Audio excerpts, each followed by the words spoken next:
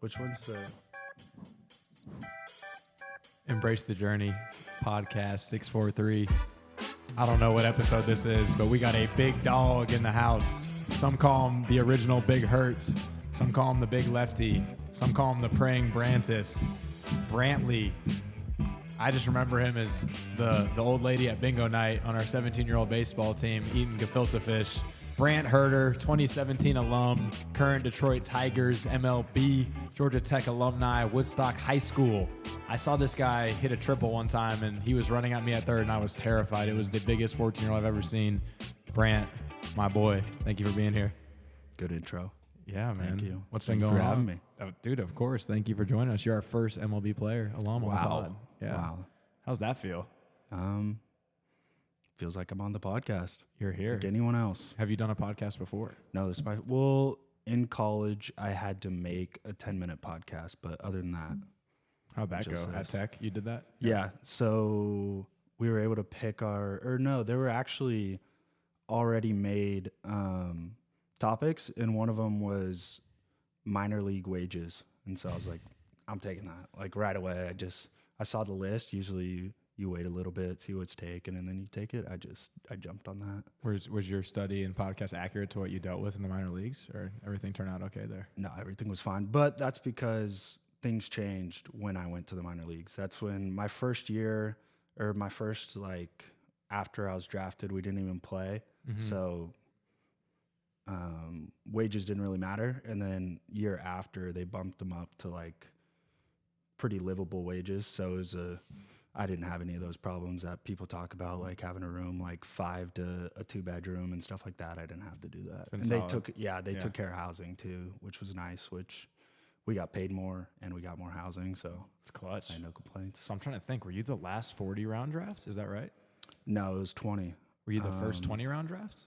I know it was around that time. Yes, because it was the 5 round and then they changed it to 20 to cancel out the 40. Right. Yeah, it's been crazy how that's changed over the years. Yeah, I guess I'm part of history. You're definitely a part of history. Wow. You're certainly a part of 643 history. As I said, not to harp on it, but the first MLB alum we've had on the show, and I want to throw you right in the fire. 99% of the world has no idea what it's like to pitch in the playoffs in the MLB. Let's go hard to start here. What is that like? What's that atmosphere? And talk about that for a second. Well, so it was tough because my first time was also pitching in a dome for the first time in Houston. So I mean, that was the most amped I've ever been, and I'm not a pitcher that needs to get amped up. I'm better chill. Mm-hmm. So I was pretty wild. I was able to get the job done. I mean, I was meant to eat innings, and I was only able to go 1.1, 1.2, and then I think Gunther came in later to save the day, but got a guy to come in and get me out of a jam just because I was walking guys. But after that, I mean, it feels the same as any other game. So adrenaline felt up, though, I'm guessing, that first one? Yeah, but also Houston, since it's a dome, it's holding all the sound. And feel it. It was by far the loudest. Yeah, the vibrations you feel, which I wasn't even, I didn't pitch there this year, even though we had a 3-game series. Yeah, so that was the only time I've pitched in a dome. Okay. Since. So I don't know if it's the dome or I don't think it's the playoffs anymore because I've kind of calmed down, or maybe I learned a lesson. But yeah, you used to pitching on a big stage for a long time. Talk about the first pitch you threw. Do you remember what it was? First hitter, or is it once you go and you black out? No. So it was. I come in for lefties usually, and then if I'm in eat innings, it's usually I'm throwing a bunch of strikes. So the first guy was Kyle Tucker, and any lefty I'm pretty confident against just because I've never really had troubles with lefties. My numbers have always been really, really good against lefties. So I was confident against him. I was just nervous in the situation. So I think I walked him on 4 or 5 pitches, and then I had Yordan Alvarez, who I was just I'm just going to try to throw it middle in and see what it does, and sawed off his bat and got out of it, and then was equally as amped the next inning, which usually you can calm down in the dugout, but I wasn't able to Surreal. Yeah, I can only imagine. I'd love to see a bar fight of you and Yordan Alvarez. I mean, Size-wise, I think he's winning that. he's got you a little bit. I think so. Okay, that's a big IMF. How big are you these days? I know how big you were when you played here. 6'6", 250. Whoa. Not a big deal. Not a big deal. 250. That's shout out to Rapid Performance. Man weight. Okay, yeah, that's man No, weight. I got a little belly. A little bit of belly, but that's how the velo stays up. Exactly, right? the velo pouch. Want that pitcher's belly. So Yep. you said Sean Gunther. Sean Gunther, another 6'4" alum. I want to say, I'll have to get fact checked. I want to say 2013 or 2014, but Notre Dame, Danny was losing his mind in the best way possible when he sees you and Sean pitching back to back. Just super surreal. Have you gotten to play with him again since then? Is he still with the Tigers? Yeah, so he was up a decent amount at the start of the year last year. He had, I forget what it's called. He had a oblique injury or something? No, it was Appendix? no. It was, I'm trying to think. It's Freddy, what is it? part of the hip. What? It was a part of the hip flexor. I forget the exact name. Psoas. He was having psoas problems, and he had to get surgery. And I think I haven't checked in. We're supposed to be a catch, so I think he's doing well. But he's still with the Tigers. He's another personality too. Yeah. Is he still like that? Yeah. I didn't know him younger, but I would imagine he's the same. I feel like both you guys are super like goofy, fun He's dudes, but quirky. then like when it's time to go, like watch out. Like I don't want to be in your way. I think he's more of that than I am. I'm usually pretty chill, unless I'm like in the game and in the dugout and things are going well. Don't talk to me. Other than that, I'm usually pretty chill. So you're like at the end in your space, like just staring. I'm guessing. Are you one of those guys? Yeah, it's just like I'll talk. Like if someone comes up and asks me a question, I'm gonna respond. But I kind of keep it short. Just let them know, hey, like I don't want to talk too much. Yeah. I love it. Talk about, so in that spot, I'm guessing, or anytime you feel like adrenaline gets up or you're like, okay, this is happening. How do you slow the game down? Like for kids watching, do you have any routine or like a breathing thing? Like, is there anything? It's all breath. And when I was their age, like younger kids, like sounds dumb, but you don't realize until you're in that moment. And that's one of the things I had to learn from that first playoff outing was just like, how do I get back to just being calm and being able to read swings and just be in the moment.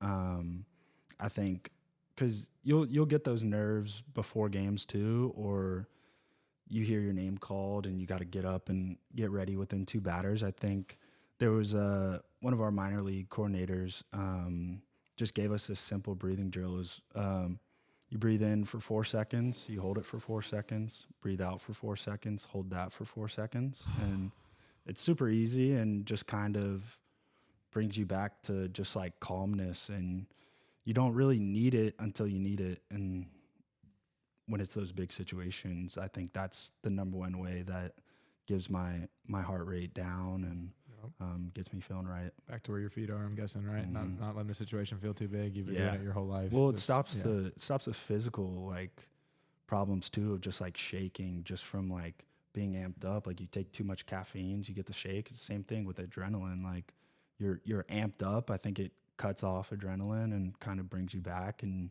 you feel your body better. You're able to make adjustments while you're pitching versus just throwing the ball. Oh, that's great insight. Are you a caffeine guy these days? What's your caffeine? In the morning. What are you doing? Coffee, tea? Yeah. Energy Usually, drink? no, I'm not an energy drink guy unless I'm not having coffee in the morning. But after I drink it in the morning, I'm pretty done with it. And Cream, sugar, black? Straight black. Straight I'll black. have That's how I go 3-4 too. cups. Yeah. As many as I can have before 12 o'clock. Beautiful. Thank you for that. Before 12 o'clock. And then I don't really feel a need after that. Some guys drink it before the game. That does the opposite for me. Like I get shaky, I get amped up, which is not right? how I want to be. But some guys perform that way. So we got a couple of kids who I love them, great competitors, but like they've had to catch themselves because they're so into like the energy drink before they pitch, and their velo will actually shoot down, and they will get like you're talking about like the shakes in a summer game, and it's like, dude, you don't need all that. Like just there's some guys who can. You see the opposite sometimes. Oh my gosh. I don't know if I'm allowed to name drop, but Tommy Canley, that guy can put down some caffeine. Yeah. Unbelievable. He's coming home. We're going home from the game, and he's killing a C4. And we're like, Tommy, you're not going to be able to fall asleep. He's like, no, I'll be fine. He just falls asleep. Some people are like that. I have no clue. But same thing before the game. He'll kill either 2 C4s or he'll get like a big Dunkin' coffee with all the cream. It looks like milk. And he downs that. And I don't know how he plays like that, but he does. Tommy's built different. I'm like you. I'll go black coffee in the morning. If it's past, like I can sometimes sneak one in around lunch, but then at night, like you're saying, like I'll be up. So got to get it in and out. So drafted 2021, right? Yeah. Debuted big leagues 2024. Yes. What has been the best part so far about playing for the Tigers? Like something about the organization that you love, or just, from talking to all your buddies around the league, what do you love about the Tigers? There's a few different things. I mean, organizationally, I think we have, from my perspective, we have a very open, like, dialogue. They obviously preach what they preach, and they have their own philosophies, but they're willing to, like, listen, which I'm big on. Like, I want to take in all the information and filter what works for me. Mm-hmm. And so being able to say, hey, like, I don't know about this, like throwing something as small as like a change up 10% more, or just little things like that. And I just will give my insight on my specific change up, for instance. That's not something that actually happened, but just like stuff like that, and open dialogue and their understanding, where there's a lot of organizations where it's like our way or the highway. Like cookie cutting guys almost. Yeah, you hear stories. cookie cutter. Yeah. To like the nth degree. So I say that I think we have in the big leagues, we have such a good group of guys. Like, I compare it to how our 16U team was. Like, everybody is friends. Not necessarily everyone's hanging out outside of the field, but when we're there, everybody's friends. Everyone's cutting up. It's a loose clubhouse. Everyone can joke around and take a joke, and it's just fun to be around. It's the best, right? Yeah. Everyone comes on here, talks about, like, at your level, or guys in college or guys in the minors talk about just, you hear the word teammates come up a bunch, and like the brotherhood and just the family energy. Like, I mean, is that a big part of what keeps you around the game, you think? Obviously how good you are, but I mean. What keeps me around is it's the highest level, and that's where I've always wanted to be. That's the best part about it. And I'd be fine on a team not like that, just because this is what I want to do, but it would make going to the field not quite as fun. Might feel like a job more. Some yeah, days, it would right? feel Versus a lot dream, more like a job. Yeah, versus like I look forward to going to the field every day and playing as much as we do. Like, I think that's pretty important. Definitely. Otherwise, you hear of guys that burn out, like even at that level, right? Yeah, exactly. Yeah. And I think I'm lucky because I was on a team like that. We started having success when I came up, because I don't know what it's like just struggling as much as they had. And so just how our team operates, it's just so fun to be around. And in the big leagues, there's a lot of times where that's not the case. There's a lot of individual guys. Either they sign their big contract and they don't want to be around everything. They don't want to be a leader in the clubhouse and stuff like that. They just don't want the extra stuff because they already made their money. They don't care about talking to a younger teammate or anything like that. Yeah, that wouldn't make it as fun, I feel like. Yeah. And just knowing who you are, I know you probably just have a blast in the clubhouse. I can only imagine. Are there any specific teammates, whether it's now or along the way up, that you made a big impact on you, or you feel like you said, maybe it was that veteran guy that came and talked to you, or maybe it was another young guy that you've been kind of climbing with? Are there any guys you want to shout out or that you remember? Not specifically, just because going up through there's a lot of guys on rehab assignments. I was in big league camp before the big leagues. There's guys that get traded. So that, there's a lot of information that I think I've taken from a lot of different guys.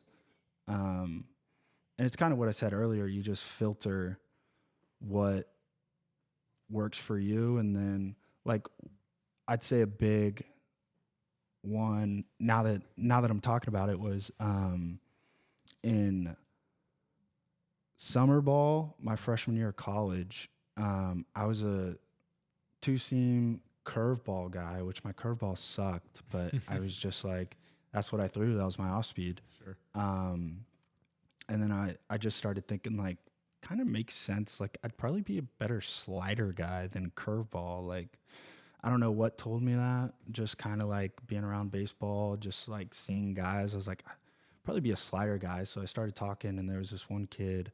He went to Western Carolina, and he actually he got in some trouble there. But he showed me his slider grip, and I threw it, and it was all right.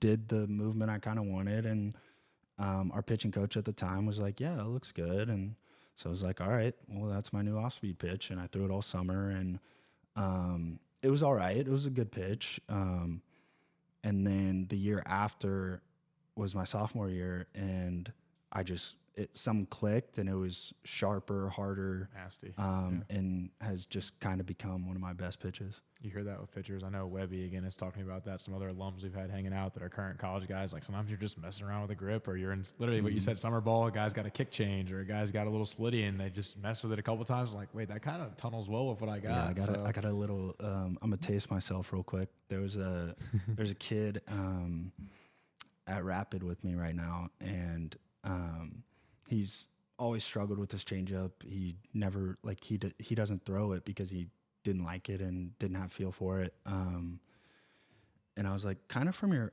arm angle, because there's kind of, I've been roughly described on what like the better arm slot is for each like splitter versus kick change versus circle change. Right.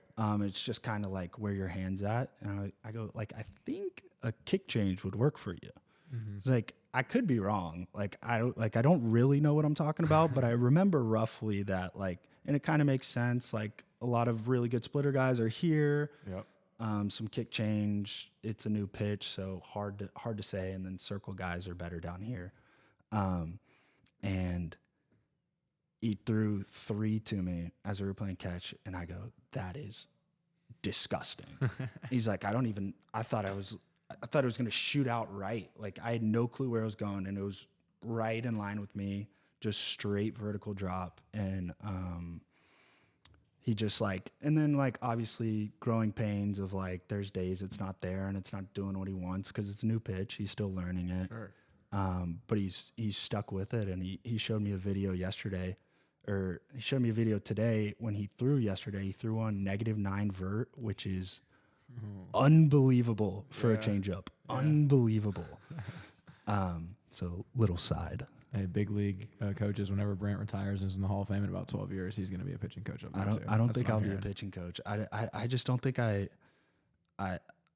can't use my experience because I pitch a lot off like how I feel. And like it's a lot, it's all internal. And so like I know when something's right and something's wrong, and it doesn't matter where the ball goes, because I can throw a slider down and in to a righty, and it felt terrible out of the hand, and it was an executed pitch. The numbers say it was good, but it felt terrible. And then like if I just keep repeating that, I lose feel for the pitch. Like I stop being able to throw it where I want it, and so it's more like an internal feel than anything. Because like I'll also do the complete opposite, where it's like I'll throw a slider arm side in the lefty's batter's box, and it was like, all right, I got the feel for it.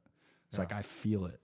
I love feel versus real. I mean, I think a lot of kids these days we have are overthinkers. Feel versus real. Yeah, right. Wow. It feels like one thing, but actually here's what's happening. Like, so what would you say to a kid that is overthinking? Maybe his coach is even overanalyzing. Like, I think there's even coaches now, not to talk crap, but that like try to show what they know versus like, hey, what are you feeling? What are you working on? Like, whether you're a hitter, fielder, catcher, pitcher, like you're most versed with, what is your advice for the overthinker, and how do they develop more feel? Is that just throwing with your buddies, having conversations with people? Like, what's your tip there? Because there's a lot of that going on these days. Yeah, it's I've always been the overthinker too, and when I'm struggling and when I'm going through it, like that's the best way to, like, I don't know how to say it, but when things don't feel right, I often overanalyze my mechanics, and then I'll go down a spiral of like a month and a half of like trying everything, trying to feel where my body is in space, like where my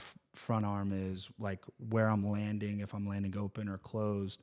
Like I'm trying to feel everything. A lot of video in those times, or more just you Yeah. feeling Oh, it? I'm So watching video helps. all of. Well, no. I'm saying don't do this. This is not a prescription because this gets me. This going. is your trouble. You're yeah, saying. yeah. Because you start overthinking, and then you're thinking while you're pitching, and it's one of the hardest thing, and that's what makes the greats, is they're able to wash that and turn off their brain and compete. go back. And it really is turning off your brain. And when I get back to being me, there might be a slight mechanical adjustment that felt good, but that just gives me the peace of mind to trust it, and then I just stop worrying about everything, and then everything syncs up. Right. But it's tough when you have those 2 or 3 bad outings in a row to like not want to change it, because you don't want to keep doing bad. Sure. But you can't look at everything that went wrong in your mechanics, because nothing's ever exactly the same when you throw. Like there's going to be things that are off pitch to pitch. Doesn't matter if you're perfectly in sync or not. Right.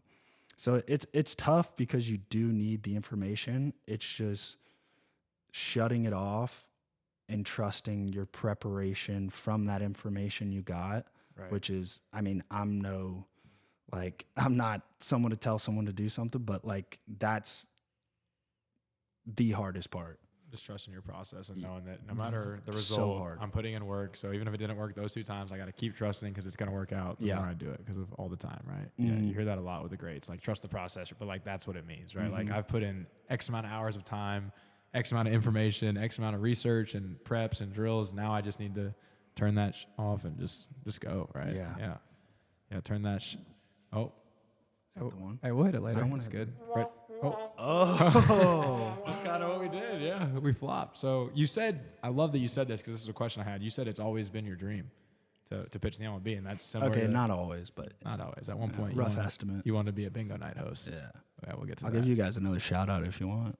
Yeah, I didn't want to start. I hated baseball until I came here 14U. Year before, I didn't want to go to practices. I would tell my mom I was sick, like can't go to practice today, like not actually sick, but I kind of remember us talking about that at 17 because we all got so close at 17. We were hanging out a bunch. We played freaking 75 games for Danny, so of course you're gonna spend time. But I remember you like saying that it was just way more fun. Yeah, it was just like it like when you're young like that. It was. I'm not gonna say where I was at, but I'll ask it later. Yeah, it's all good. It's not slander to anybody else. No. Yeah, but. It was more of like a military, and when you're that young, like you want to play baseball. And when I came here, like it was just like play baseball. We'll instruct you, we'll correct you when you're wrong, but it's go have fun. And when you mess up, nobody get cares. The bleep button ready for the future. My bad, dude. Yeah, now it's ready. Okay. It's ready. Because I was gonna say, when did you first know you wanted to play in the MLB? We'll come back to 643 for sure. Because I remember you as a big 14-year-old. I remember your first practice. I remember being there. So we'll get to that. But when did you first think like I want to pitch pros, or like this could happen even, or can you remember that? Is that tough to remember? Yeah, no, I don't know the exact moment, but my dad.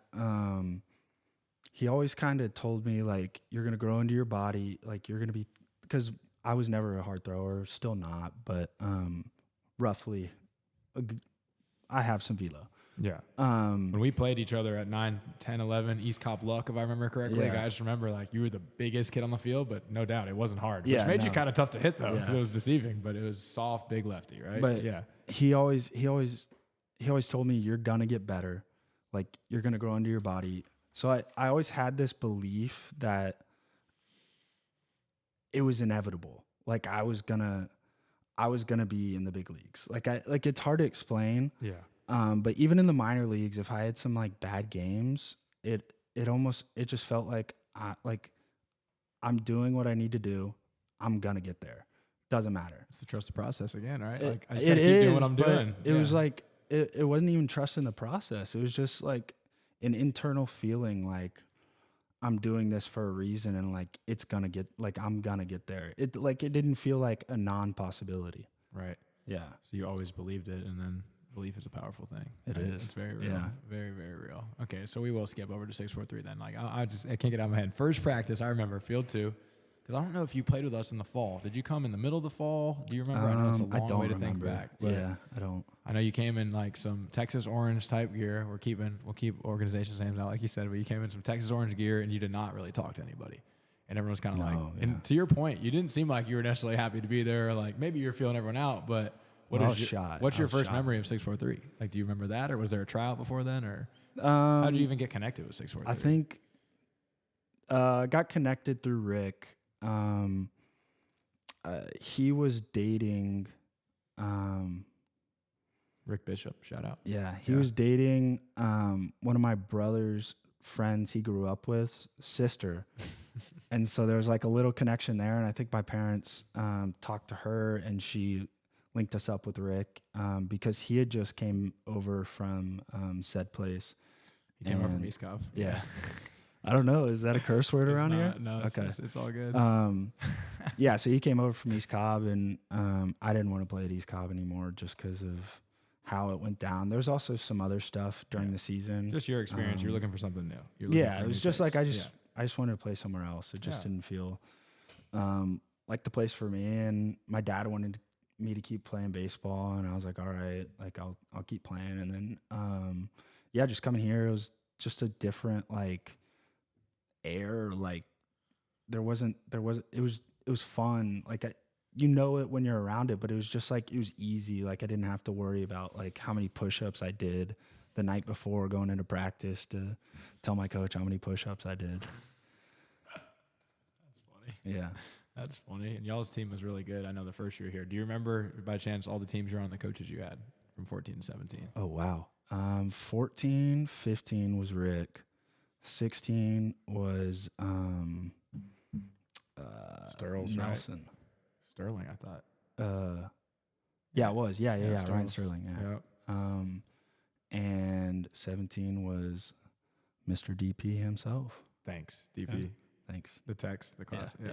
Brant was always guys, thanks. does Danny ever text you guys and just DP. say, thanks, period, DP? It's like, that was a go-to. So for those that don't know, you were 14 Cougs, 15 Tigers with Rick, which was the second team at 15 at the time. Then you went 16 Cougs, 17 Cougs. Talk about, one of the biggest guys of the complex. We have people today that, kind of think they're above a certain team name or a type, but we have now is such a track record. Like if you look at our MLB alum, almost everyone was not on the Cougars every year you played here. Mm-hmm. Do you think that played into some part of your journey? Am I overlooking into that? Is there some piece of that? I mean, I wasn't worried about what team I was on. Mm-hmm. I just wanted, whatever the best instruction was and just to have fun and get to play. So I mean, I didn't care what team I was on, and we played the Cougars and like held our own, and we had a good squad. Do you remember that game? It wasn't. It was like a 13-inning championship game here one time. Yeah, it wasn't like it was a big discrepancy in talent. It was just like two really good teams. Yeah, our age was strong, man. Yeah. I was on the third team that year. That's what I was talking about. We played you guys, and I think one time we hung with y'all. One time we were just getting our butt kicked, and they threw you an AB. And I mean, why'd you hang up the bat, dude? Let's talk about that for a second. Yeah, that was dumb. You think you could be hitting in the home run derby right now? Absolutely. That was 643's fault. No, actually, I had stopped hitting 13U and became a PO, and that was another thing when I came here. Like, dude, you're 14, you're gonna hit. Like, take some swings, take some ground balls. Yeah, it's like I played some first. It wasn't like I was the guy, but I got some innings and got to hit, and obviously it was funny hitting. Like, I was not a hitter, and everybody would make a joke about it, but it was still fun. And that was part of that internal, I guess, that you're talking about. Like, internally, you knew that pitching was the thing. Yeah, I mean, I was just better at pitching. Right. But any favorite? Power's still there. It's still there. You still taking BP up there ever? Do No, they have PO not day? allowed. Not I allowed. wish. Too risky these days. Yeah. What any couple teammates or any favorite coaches you had here that you can think back to that made a big impact? I know you really enjoyed your time here. I think my favorite teammate, probably Jake Pralgo. Yeah. It's my plug. Yeah. Best coach, probably Danny Pralgo. Yeah, I think that's it. Yeah. We got any reasoning behind these so people don't think you're just kissing nobody ass else. right now? Nobody else let me stay at their house. Shout out to the fire extinguisher, by the way. Second episode with us. Yeah. This episode's been brought to you by the fire department. Only sponsor we've had twice. Good. Fire extinguisher. Do you have anything to say to the camera? Fire extinguisher. It's good stuff. I think he's good. Straight heat out of that guy. Always closing out 643. No, not straight heat. Straight gas. Straight Is it smoke. gas? What is it? What's in there, Freddy? Come on. Come on, dude. You're the producer. We got to know this stuff. All right, This is so not professional. This is not. You can Do tell you we're have a just fire backyard extinguisher and you project. don't even know how to use it? We don't have its credentials. I have a whole sheet on you, a whole packet, but I have 0 on Yeah. the fire extinguisher. And we're doing a segment for him and you don't even know. It's a lack of preparation. That's why we're fumbling right now. That's Exactly. what you talked about Yep. earlier. It's all about the preparation. It's tied in. That's why he's nervous now. Who? He's getting called. You. You feel it? Yeah. I'm talking a little I faster. feel it in my chest. Oh my gosh. Only time I was nervous was facing you at Woodstock when we were seniors in high school. When we Wow, struck out thank you. 18 times. I saw that when I was skimming through. Did not remember. I never looked at my stats. That's actually a great calling. We have a Well, I mean, I generation do of now. parents. Well, we have a 'Cause I have generation of to. parents though at youth age groups that are obsessed with stats. So what would Yeah. you say to them? Like, why did you not care about it growing up? Obviously, now at your level, it's a piece. But why did you not care? And did you see other people get distracted with stats? I didn't even think about it. It was Yeah. just like every game was independent. It was just whatever game I was throwing, that's the game I'm throwing, and I want to do well that game. That's the focus. So actually, I remember there was one of the 643 awards, and they started reading out the stats, and I'm like, holy, who is this? That's insane. I'm looking around. I was like, Hugh? Was that you? Chappie? Yeah. And they said my name. I go, what? I had no clue. Were you pitcher of the year? Yeah. See, Yeah. I remember that. Yeah, it was in the hotel center. We were eating dinner, right? Probably Yeah. wearing a little bow tie action. Yeah. Yeah, for sure. Bow tie Yeah. back then. Pitcher of the year, absolute 643 legend. Thank you. Our team, I mean, did you have a favorite team? For me, I'm always biased. It's the team right behind your head, the 17s. That's actually our little section. Yeah, there. that was the best team. That was unreal. Well, I mean, it's a lot easier when you're winning. It's winning, takes care of a lot, and Danny is Yeah. pretty good at when he has a group of players that can win. He gets us to all go Do together. I mean, you- we had so much pitching. Do you remember the Bubba baseball game? I think that was when y'all were 16 at Lake No, Point. you were there. Then you were in the dugout. I was always in y'all's dugout at 16 still, yeah. Because, Was it Jags and Cougs, 16? we were playing. Yeah, I was on the Jags at 16, so, but I was probably around. Was it 16? I don't remember. Danny was coaching. He was there all the time. No, maybe it was so. Tell the story then. What are you talking about? 'Cause maybe I'll So remember. we Yeah. started. So Bubba baseball had like their whole starting lineup were D1 commits, and they had D1 commits on like from Wake, like on the bench. Sure. And I think it was either first or second inning. Me and you were like talking, and I go, "What if we just start cheering for them? Like, that'll twist them. That'll put them in a pretzel." And you go, "Yeah, let's do it." And so we start cheering for them loud. Like we hit into a double play, and we're That a baby. erupting. Let's go. We're erupting.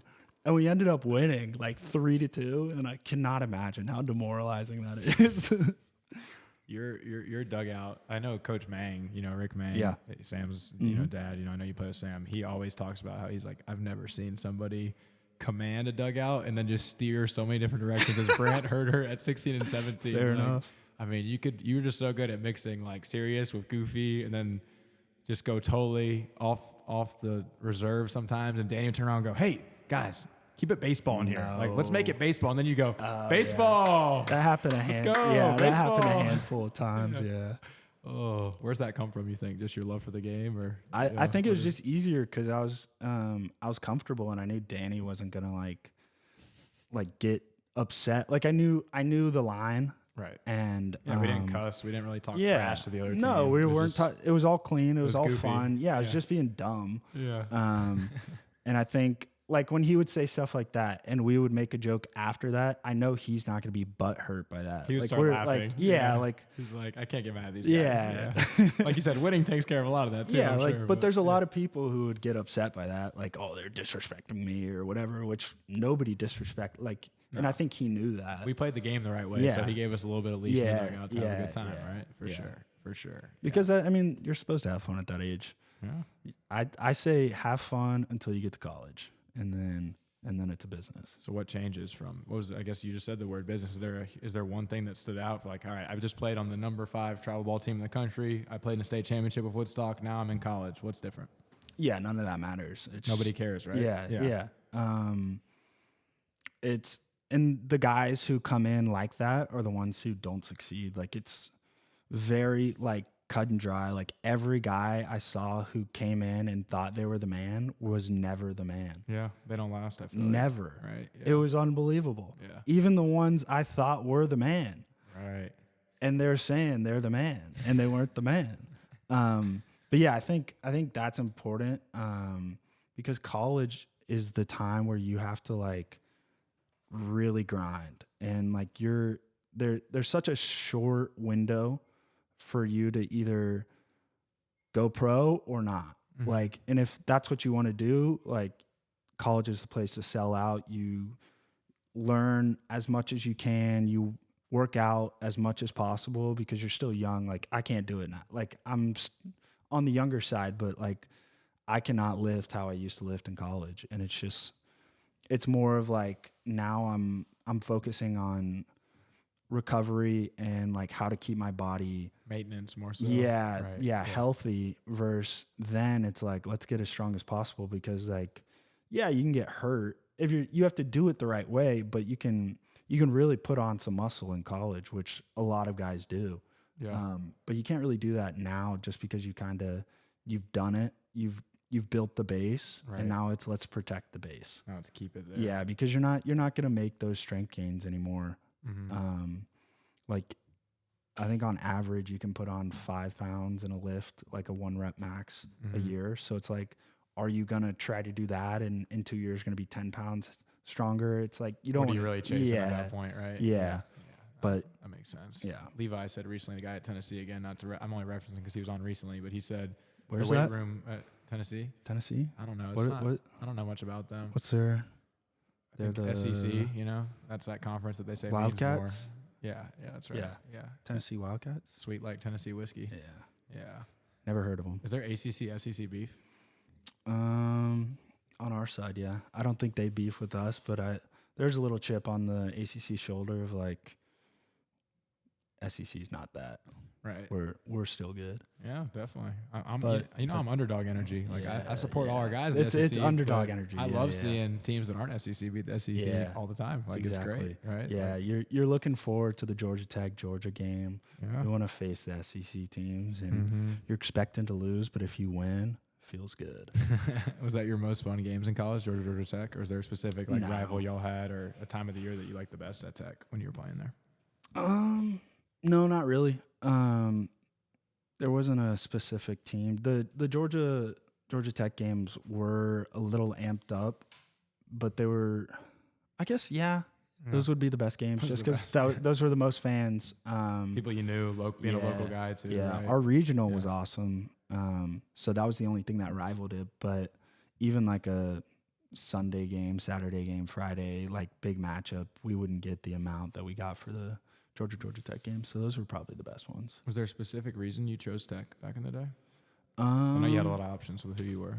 I didn't have a lot of options. Oh. I had a few. So I had College of Charleston, Tennessee, and Georgia Tech. Yeah, I didn't know who Tennessee was. And I decided not to go there. I was actually between Tennessee and Georgia Tech. I got 2 like kind of courtesy offers because my parents went to Wake. So they invited me out on a visit. They kind of said like, we'll give you an offer after we see you throw one more time. Mm-hmm. And it was just kind of like, it didn't really feel like they knew me when I came. Didn't feel as genuine. Probably. Yeah. It just kind of felt like they were doing this out of like a courtesy that my dad played there. My mom played basketball. And you didn't want that. No, just like the lineage. Yeah. I didn't want to go there anyways, just because they went there. I didn't want to follow their path. And then UNC was kind of the same on, it didn't feel like they knew me. They said like, we're ready to offer you, but we're not going to tell you what we're going to give you until you're ready to commit. And I was like, well, I want to know what I'm getting before I'm committing. I don't want to commit to a 10% scholarship. So it eventually became Tennessee and Georgia Tech. And when I went to Tennessee, I had an unbelievable time. It was a Tennessee-Georgia football game. We got to go on the field.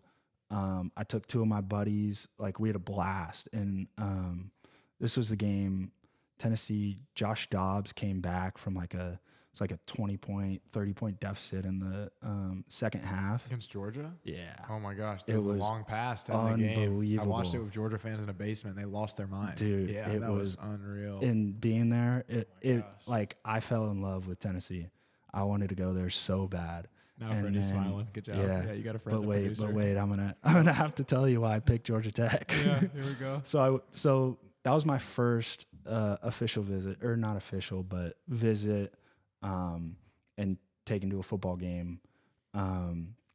So that experience, and then I go to Georgia Tech to a football game, just kind of like not expecting much, just like gonna go for the experience, and it was now like it's probably one of the best Georgia Tech football games that ever happened. I think they call it the Miracle on Techwood, but so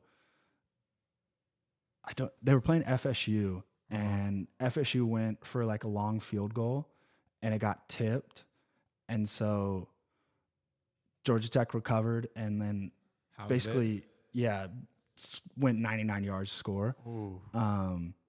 And then everyone rushed the field, and then so I was like, all right, both are good football experiences. We got that off. All right, what else do we want? And yes, Tennessee had better looking women, but I decided I'm not going to a place for their women. I want to go for the academics. That's right. And so I chose Georgia Tech, but also it's in state. Yeah, also in state. So I got Zell. Yeah. Zell and a good scholarship. People love hearing academics over women at home. Yeah. That's what you're hearing from the crowd on the cloud. It's important, children. Yeah, it is. It is. You had a lot of 6'4" teammates at Georgia Tech as well, didn't you? Yeah. Who was it? Jamie Taylor, Hugh Chapman, Joe played Manley, here, right? Yeah, I never met Joe until college. Yeah, I feel like there's a couple more that grade under you, but talk about playing. Billy Zinnershine, right? Was Charlie Benson? Charlie Benson was there. Yeah. Chuck. A lot of dudes. I'm sure there's more we're missing out if we missed you. We're sorry. Come on the pod and defend yourself. Man, so like a kid going through the process, I hear you say, it was about a lot of it was like attention, genuine, how a school was recruiting you, what they could offer you, not about girls, more about grades and football. Exactly. Like, is there any advice you'd have for a kid maybe in your shoes who is a more highly touted kid who has a lot of options and like sifting through what's real and what's not in recruiting? Like, what would your advice be? Yeah, I mean, it's kind of knowing people, and I think I can judge someone's character relatively well. And so you kind of know that when you go on the visit and you're talking to the coach or the other coach or the assistant coach, you kind of get a feel for who they are and how they're presenting you. And if I feel like if they're overhyping you, that's probably not the right place to go. It's the ones that are saying, we love what you do. We think this will get you better, or we think you can improve on this part of your game. I think those are kind of the places you should go. I love that. Yeah. Here's what we like. Here's how we see you getting even better. Yes. Not just gas. You're Like so they're pricing good. that to everybody. Nobody's going to hit you. Like, you're going to be the best here. It's like the Instagram, like, you're so pretty on the girls' post. It's like, all right, come on. You say that on everyone's post. Yeah. Exactly. Yeah. But yeah, I mean, it sounds nice, but it's not authentic. It's not authentic, and it's not what's like college is going to be like. Like, they're telling that to everybody that comes there, and then when they get there, they're not going to treat you like that because they told everyone that same spiel. Yeah, they need people. They need good players to come to their school. So they're not going to treat you like you're this god. There's no and you're the royalty best in college, like coming in. Yeah. No. It's whoever performs the best. That's it. They don't care, like you said, what you did before, what you think you are. It's how good of a fall did you have? What did you do in the fall, and what do you do in your opportunities in the spring, right? Yeah. Was Coach Ramsey there when you were there? So he came in my sophomore year in the spring.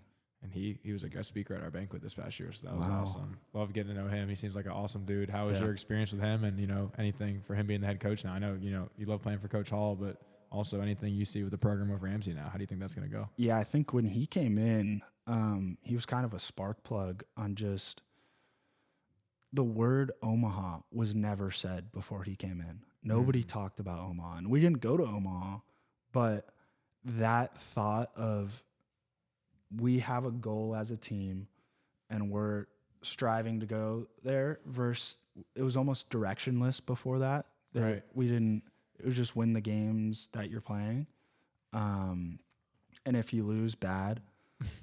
Kind of. So when he came in, he kind of fostered that new, like, it was kind of the same thing here on a different feeling around the clubhouse of just like we're here to get work, but it's fun. Like, he's still cutting up. It sounds like, yes, he was huge. Piece, right? Yeah, he loves doing the cliches. But yeah, like just stuff like that. That's cool. He kind of brought us together and more like directed us towards like where we want to go. Ken Schmidt, who was on recently, is the one first baseman there right now, has mentioned the word structure and just culture for him. He said, I'm sure he didn't get a chance to play. Or no, he did. Sorry, play for Seems Coach like Hall. a cop-out answer, But he just said, like, he felt what you said. Like, there's direction of, like, where we're going. And, like, every day we're talking about Omaha. Every day we're talking about, like, the team stuff. And that's what keeps everyone engaged, too, right? Like you said, no one can go off on their individual path because we're all together working towards something. I think, and if someone does, like, the team gets on them. Like, the team's bringing them back in. No, super excited for that program and gonna watching him work because he's been out at our games, hanging out for summers, recruiting guys, and I think he's gonna do an awesome job. So can't wait to watch the Jackets. I'm a little biased. Ryan exposed me of my younger years wearing Georgia Tech gear, so I went to Georgia for school for a couple of years. But Tech is where the boys were at. Oh, which one's that? You with them?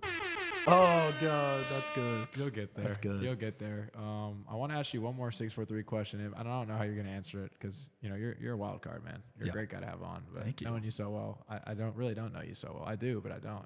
So I love to see where you're at with this stuff. Yeah. I'd say when people think of 643, they think more of infield hitting, base running. Those kind of teams. I think when you played here, we had a stable of stud POs, and then I think for a couple of years we didn't have much good pitchers. Not to diss anyone who might have been in those classes, but now we're kind of getting back to like our teams are doing well. They see culture. We're doing a little better job of branding, and people are coming back. What would be your message to the kid who is the PO possibly, knowing 643's reputation, and like what did you feel like you still got out of this place as a pitcher, and why was it maybe worth coming here to play? I think kind of what I said earlier is there isn't that anxiety before the game on if I don't throw well, the team's going to be mad at me.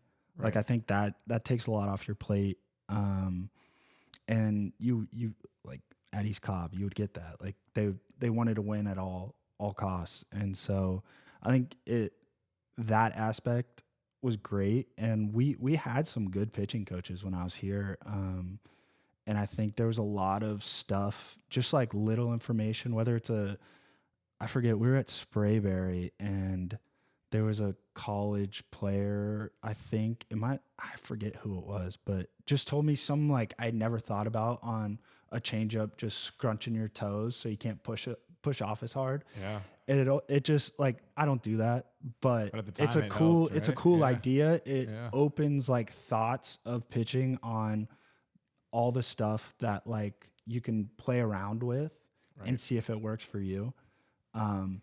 So there was a good amount of pitching, like you got instruction. Yeah. And like, I think it was a lighthearted instruction to where it's like, we're not analyzing every pitch, which is a lot of times what guys do now. What you were talking about earlier, like more field conversations versus like, you have to do this. But like just some like, and it was a lot of like simple mechanical cues because I was all over the place. I don't think you need at this level super in-depth instruction on pitching. You need, because there's so many different types of pitchers in the big leagues everywhere. There's so many, and there's not one way to pitch that makes one better. So there has to be like flexibility in how you coach a pitcher. And I think that's part of what's good about 643 is there's that flexibility on, we're going to see what you do well and see where the deficiencies are. And we're going to amplify what you do well and try to mitigate the deficiencies. Some big words right there. That's that Georgia Tech education. No, that was fire, dude. But I love it. Mitigate, amplify. Any other words you want to throw out right now? Just random words that you know? That was pretty good. No, I'm good. You're good. Yeah. I'll start thinking, but That was fire. No, I love it. I agree. I think there's so much. I know we talked about it earlier. There's just so much overanalyzing at all levels of the game right now. And I was not the best player by any means, but that's part of what I think makes me a good coach is I got to play with guys like you. And thinking back to, again, what you said, you're a field guy, you're that competitor. And when you were not right, you just maybe were having a conversation with the coach at the end of the dugout for a second, asking a question, giving feedback, and then right back to competing. Right? exactly. Like, I say that all the time. Like, the best coaches aren't the best players. And more times than not, the best players aren't going to be even remotely as good of a coach as like someone who struggled and didn't reach whatever level they got, because those coaches are the ones that had to take all of the avenues and figure out what works, what doesn't work. Right. They have to grind versus like someone who's good. Sometimes they're it just comes good. that They easy don't. to you, They're not right? trying. Yeah, they're not you trying can't even to explain learn what you do. Like I hit bombs, but I don't know how I hit bombs. That and there's nothing to change. When you're good, you don't have to like look into changing because you're already doing good. Yeah. You're just gonna ride that wave. Versus guys who struggle, how do I get better? Like, if you're good, you don't feel the need to get better because you're already performing well. What's there to get better about? So I think I say the best coaches are usually the worst players. Yeah. Well, I was a pretty bad player, so I'm gonna try to gas myself up. You right now. I was a terrible player. You are such a good coach. Such a good coach. You are yeah. a great coach. No, but I like start using that as a diss. I'm gonna start using that. Yeah. Brant Hurter says the worst player is the best coach, and I was like the worst player on our 17U team. So team of the year, but you guys were pretty average players. Yeah. You're average coaches. Average coaches, yeah. I'm the best. That's so good. But no, like in all seriousness, what you just said, amplify, like especially with like a great, I could say it's like a great athlete, right? You get certain kids, and maybe you're one of them now in hindsight, right? It's like a coach is looking, going like, okay, like how do we not mess this kid up? Like he's on a great path. He's got tools. He's got, he's got a bunch of skills. He's really good. Let's amplify what he's good at, right? And then let's try to give him little tweaks. But I just see guys that want to like put their stamp on somebody, and then you totally can ruin a kid or ruin his love for the game versus, hey, he's already really good. Let's help him stay the course and get out of his own way, right? Yeah, but there's a happy medium. I didn't want somebody to tell me I was good, and I didn't want someone to be scared to mess me up. Right. Like I wanted to figure out. The best players want to be coached, right? Yeah, I want to take that avenue that might mess me up because I was good, but I always wanted to throw harder. And so I always leached on to any information from somebody who was like a mechanics guy. Even people who threw hard, I just wanted to hear, and it was just throw hard. Throw hard. Yeah, it's a natural then they would thing. break down their mechanics, and then so I learned a lot of mechanic stuff. I'm no expert, but I learned a lot from just watching stuff to where I don't throw hard, but I know why I don't throw hard. so yeah, and I'm fine with that now. Like I'm performing well. It's working out okay for you. I'd say. I'm fine with that. But growing up, I never wanted a coach that didn't want to mess me up, and I kind of had that a little bit in college, and I tried to get on our pitching coach, just like I need to throw harder. Like I'm in college. I'm not going to be a top 2-3 rounder, like unless I throw hard. Right. Or just like shove out of my mind. Like I want to take, cause I'm not there right now. You're always looking to get better. Still, yeah. right? I'm not like, you can't throw me in the big leagues right now. And I'm not going to do well. Like I want to get better, and it sounds cliche, but it just like, I didn't want a guy scared. I wanted all the information, and then I would filter it myself. There's coaches that just say, you're the best. Woohoo. Yeah. But like, you need on it. It's back to that recruiting thing almost, right? When you get recruited, it feels disingenuous versus like, no, dude, like tell me what I need to get better at. What do I need to work on? And then if it doesn't work, like I'm open-minded. I'll just go back to what I was doing that was working anyways, right? And then that's the difference between 643 and like an East Cobb. Like the East Cobbs bring in the players that are already good, and they don't need to get them better. And those players are also flying in, and they feel like they're the best player. Right. So I feel like it's like a spiral. Versus here, it's like you guys are picking the best players, but like nobody's always as good as they were. Like people go through struggles. So it's how do we get out of that? Like we're not gonna fly somebody in because you're playing bad.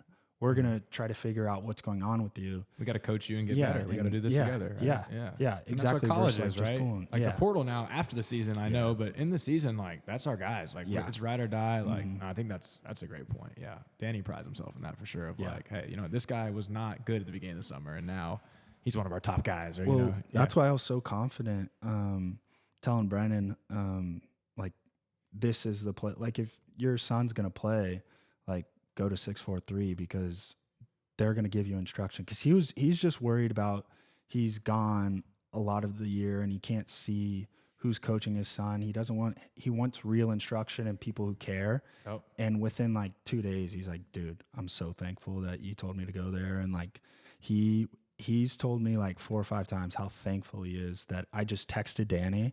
I was like, hey, like, I don't know what the rosters are like. Got this kid. His dad is struggling looking for a spot just because they move around. Yep. And like, would you give him a shot? And he's like, yeah, like no promises, like he's gonna make a team or anything, but like he can come look out. at him, right? Yeah. And that's all he wanted. That's all I wanted. Like, just give him a chance and like just see. And I guess he was good enough and did well. And he's so grateful. He's come to a few practices and he's like, dude, they get after it. And he's like, and you can just tell it's like fun. And like, one of the things I pointed out is like, I don't think anywhere else practices ground balls like diving for the ball. Nobody else does it. And like, as a kid, that's the funnest thing ever. Like, let's dive and try to make a Jeter play. Right. And it's realistic. Like, that stuff happens in the game, but people don't practice it. And I think like that's part of why it's a middle infielder, like, the reputation. Yeah. No, DP loves practice. I know, like, if y'all are in the bullpens at practice, you guys would come and hang out for infield, and like the energy's off the charts. Like Jared Miller's making a play, like you're going nuts over there, going, "Let's go, yes sir!"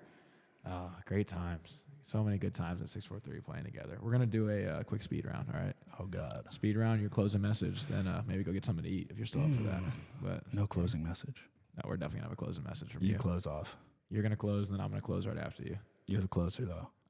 I used to close a little bit if you remember throwing some down under back in the day. I'd look good after you. You come nasty. in 85 up here, and I can come in 74 down under. Like, plays. Decent mix. Shout out Eric Goldstein. What a nasty pitcher. Oh, God, he was nasty. He threw an uphill ball, yeah, literally. Dude, I forgot about him. Remember that guy hit the ball off his face, and they put him in our dugout on accident against Team I Elite do remember that. And we're all just they're like freaking out. It's like, hey, is he all right?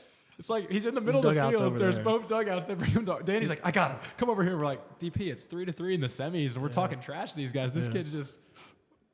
Brant and the pitchers are just like looking at him. Who's this guy? I think that might have been the game. JP McGuire broke a bat over his knee. Oh, I've never seen anything like that. Dude, that was unbelievable. We're like, hey, you're good, Jip. He like struck out, dude, snaps like, a wood bat that was not broken. Unbelievable. Super badass. It was sick though. Shout out JP. But if he messes it up. Yeah, looks bad. But he didn't. He went Bo Jackson for sure. Yeah, it was legit. Yeah, so many dudes on our team that will have to get on this pod in the future. You ready for the speed round? Yeah. Tyler Tolvey crushed this yesterday. I know you know Tolvey from your rapid. He's a lot quicker than I am. Okay, let's see what we got. Toughest big league hitter you faced? Faced probably Judge, but that's a good one. Not another faced. good bar fight would be you and Judge. Yeah. Who do you looking forward to facing? That's the toughest you think right now? Is that what you about to say? I haven't been able to face him, but everyone, he's Jose Ramirez. Mm-hmm. He's unbelievable. That guy. I've seen him hit a home run on everyone's best like pitch. a different pitch, a different pitch from everyone. He's never off balance.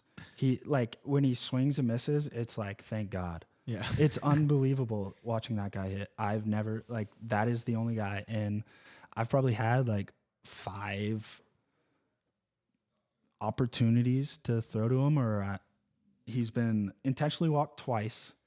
And I think I get pulled the other ones. This is the year. They won't let me face him. You're striking him out this year. I'm manifesting that into existence. Sorry, Jose. I don't know what I'm throwing, but you're going down. So that's my next one. Favorite pitch in your arsenal right now and why? I know your changeup here was disgusting when you played here. My favorite pitch is my 4-seam. Why? Because I throw it 8% of the time. It is metrically a terrible pitch. They say it's the disappearing fastball, though, is what I've heard. It's a terrible pitch. You will never tell anyone to throw this, but because of how my pitches go down and to the side, it's just flat, and guys don't know what to do with it. Like if it works, it's terrible, but it performs well. Yeah, the numbers lie sometimes. Favorite MLB park you've pitched in so far? Pitched in. I thought Wrigley was the coolest, but I bet Fenway was also pretty cool. Both legendary spots. Favorite pregame routine or snack or something that you have to have every time before you pitch? I don't have any of that. None of that. It's just a new day every time. Yeah. There's nothing. Okay. You prefer bullpen or starting? Starting. Yeah. But what are you doing more in the bigs now? Bullpen. I'm all bullpen. You're all bullpen. Hey, shout out Tigers. But I'm still holding on to the possibility. There's time. There's plenty of time. Okay. Favorite 643 teammate memory. If there's one story on or off the field that you can think of. Holy. This is a speed round? You can't ask that for a speed round. We can go back to it if you want. Sorry, this is quick round, but that was long. We're having a good time. I know you don't want the podcast to end. Yeah, I want to keep going. We're gonna bring you back, dude. Don't worry. This thing's gonna be way better next time. We're gonna have a whole credential sheet on the fire hydrant. Perfect. Back. What is your go-to post-game meal? Do you have one? No, I usually just eat whatever's at the field. I don't order after. I might get a dessert from the hotel or something like that, but not all the time. Do you have a favorite dessert? You know, DP loves dessert. This is probably the part of the podcast he's checking in right now. Probably like a good Pizookie, like a skillet cookie with the ice cream on top. Yeah, it's nice and warm, but the ice cream's cold. That's money. Yeah, it's just that is money. Nice glass of milk. Best pitcher on the Tigers besides you? Scooble.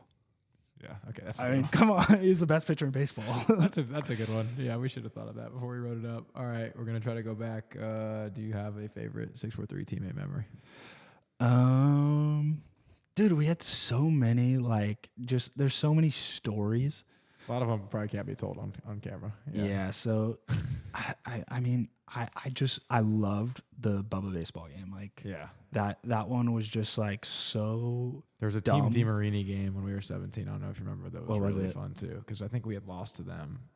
It was we were playing some guys from Blessed Trinity and schools like that. And it was 8 a.m. and we just showed up with a ton of energy and we beat them. Oh, I think I do remember that because we were all tired and we're just let's just not be tired. Let's just act like we're not tired. The mindset. Okay, the best memory was the Super 25 or whatever in Fort Myers. Yeah. Dog pile. There it is. Brant's not in the picture because he was so big and he's such a good teammate. He didn't want to crush everybody. He just was. He walked up in the video. We're gonna show the video. He's just clapping, walking up. Yep, we just did this. Yep, yep. Oh man. I was also super sweaty. It was Florida, so I sweat like crazy. Everyone was sweaty. I was soaked. My uniform was soaked. You could see through my pants. Oh, hey, yeah. Whoa, yeah. Whoa. Little raunchy. This has been unreal.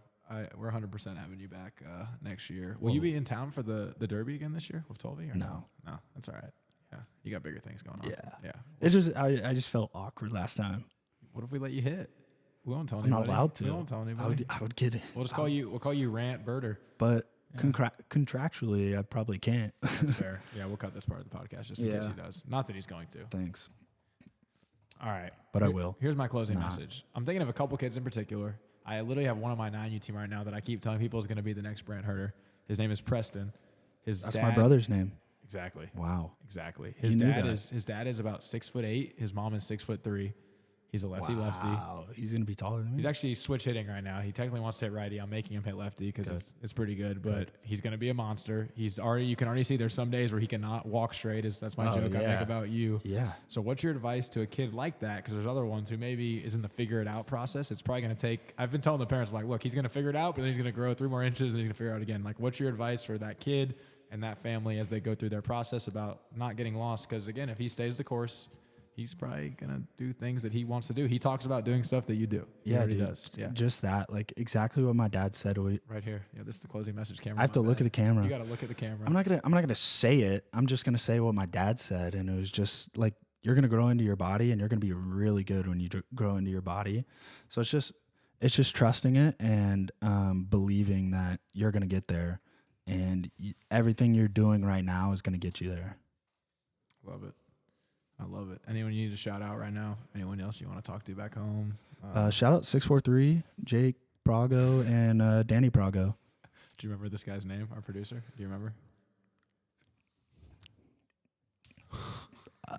His ego's he was crushed. the last one, and I had my headphones on, Yeah, so it got muffled. man. It's Freddy. Freddie. Yeah.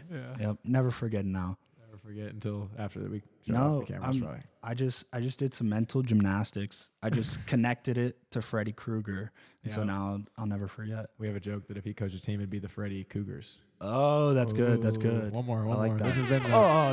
This has been the air Yeah, horns that was biggest the episode. one. Yeah. Oh my gosh. Well, man. There was one to do it. It was that one.